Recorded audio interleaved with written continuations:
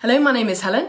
And I'm Tim. We both teach at a college called Moorlands down in Bournemouth, and we're looking forward to being with you this weekend, doing some teaching. We unfortunately couldn't be there this evening because we had a work commitment, but we're looking forward to seeing you tomorrow. We decided to base the teaching this weekend on some words from Jesus, and let me read the context in which they're found from John chapter 14. Let not your hearts be troubled. Believe in God, believe also in me. In my Father's house are many rooms. If it were not so, would I have told you that I go to prepare a place for you? And if I go and prepare a place for you, I will come again and will take you to myself, that where I am, you may be also. And you know the way to where I'm going. Thomas said to him, Lord, we do not know the way to where you're going. How can we know the way? Jesus said to him, I am the way and the truth and the life. No one comes to the Father except through me. It is this final verse, I am the way, the truth and the life. No one comes to the Father except through me, that we wanted to base this weekend's talks on. We thought it was just particularly applicable in the current context in which we find ourselves, where we live in a kind of post-truth world, where with the rise of AI, some kind of fake news is rising potentially to a whole new extreme. So difficult to know what is true, what's not true. We're all trying to find our way in life, to figure out what our purpose is. And we're looking for life.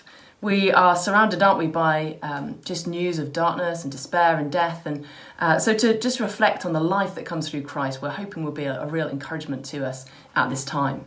So we're not going to base our talks just on John chapter 14, although we keep referring back to them, and Tim will share some thoughts on John 14 in a moment. But rather we're going to kind of take these words, way, truth and life, and just explore some other parts of the Gospel of John, focusing on those particular words. So the context of these verses in John chapter 14 is the disciples have shared the Last Supper with Jesus. Judas has gone to betray Jesus, and later that night he will be arrested.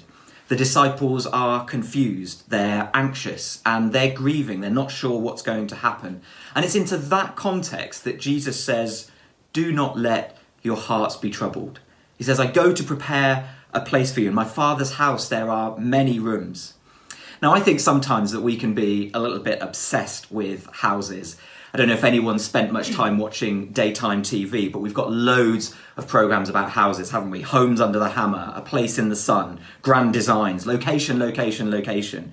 We have a kind of sense that our place of belonging matters. And Jesus here is talking about his Father. He's talking about God. He's talking about God who has created an eternal home. And it's expansive, this idea that there's many rooms. God's eternal home that he has prepared for us is expansive. So there's a wide invitation to this eternal home. This is what we were created for. This is not just the epilogue. Heaven, our eternal dwelling with God, is not just the last chapter of our lives, but this is the very purpose that we were made for, our eternal dwelling with God.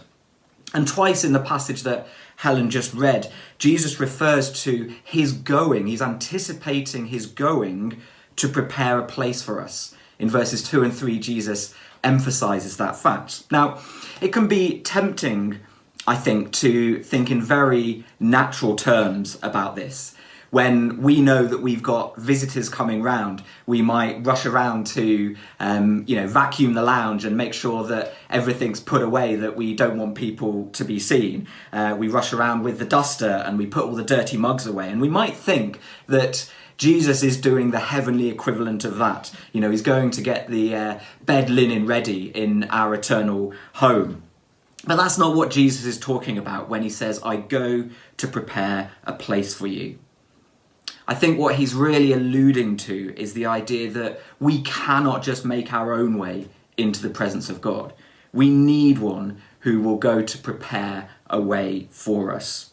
When Jesus talks about preparing a way for us, he's talking about making a way for sinners. He's talking about making a way, preparing a way that sinners can come into the presence, into the eternal dwelling place of God. And we know that's what Jesus means, because then he goes on to say, I am the way, the truth, and the life. No one comes to the Father except through me.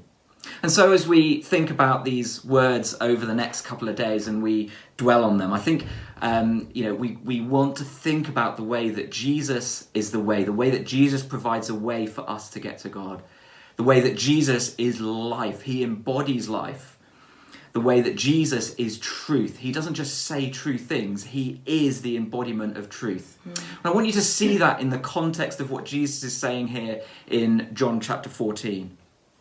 Two things are true at the same time.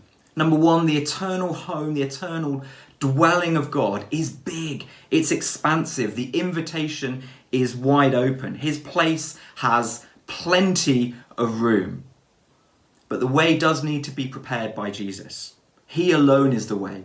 There is both an inclusivity to this invitation and an exclusivity that Jesus alone is the only way.